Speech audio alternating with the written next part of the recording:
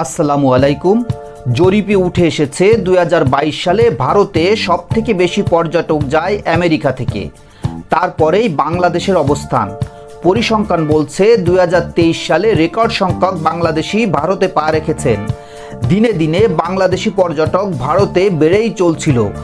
আজ বেহাল অবস্থা, ভারতে নেই বাংলাদেশি পর্যটক। আগে যেখানে এয়ারলাইন্সগুলোর টিকিট পাওয়া যেত না, এখন এয়ারলাইন্সগুলো ফাঁকা সিট নিয়েই ফ্লাই করছে। বর্ডারেও চলছে শুনশান নিরাপত্তা।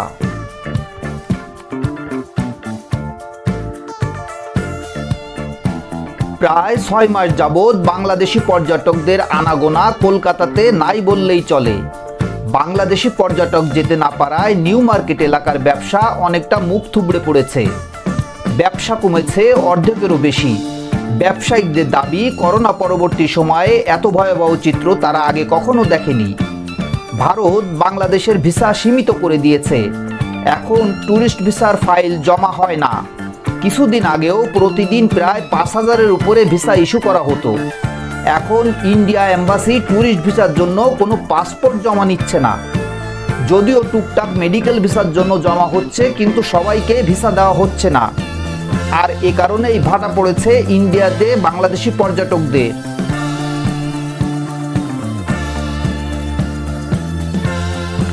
শুধুমাত্র কলকাতাতে হোটেল রেস্তোরাঁ সহ 1,000-এর উপরে ব্যবসায়ী পর্যটকদের উপর নির্ভরশীল ছিল।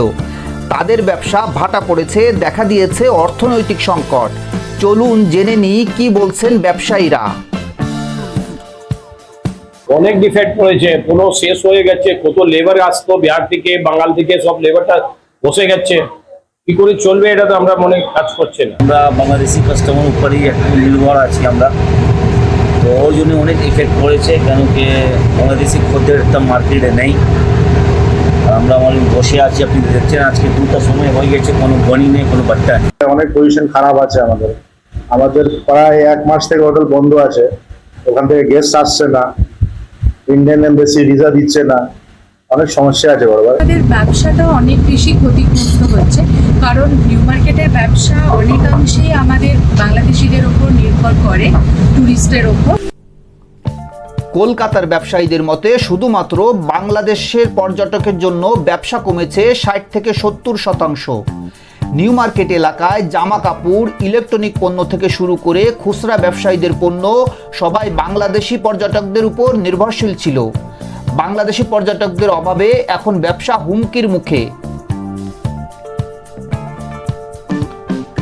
বাংলাদেশ থেকে যারা দেশের বাইরে ভ্রমণ করতে যায়, তাদের 40 থেকে 50% টুরিস্টের গন্তব্য ছিলই শুধু ভারত, যেখানে 15% মানুষ কেনাকাটার জন্য, 5% মানুষ ঘোরাফেরা বা অবকাশ যাপনের জন্য এবং 80% মানুষ চিকিৎসার জন্য ভারতে যেয়ে থাকে।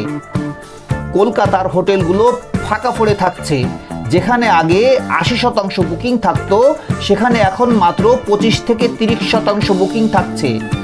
আমি এবার যে হোটেলে থেকেছি তার ভাড়া ছিল 2,000 টাকা, কিন্তু আমি এখন মাত্র 900 টাকায় থেকেছি। হাসপাতালে কমেছে রোগীর ভিড়। একটি নির্ভরযোগ্য সূত্র থেকে জানা যায়, বেসরকারি হাসপাতাল কর্তৃপক্ষ জানিয়েছে বাংলাদেশ থেকে আসা রোগীর সংখ্যা 1/3 কমে গিয়েছে। এই রোগীদের উপর নির্ভরশীল প্রায় 1 লাখ মানুষের জীবিকা।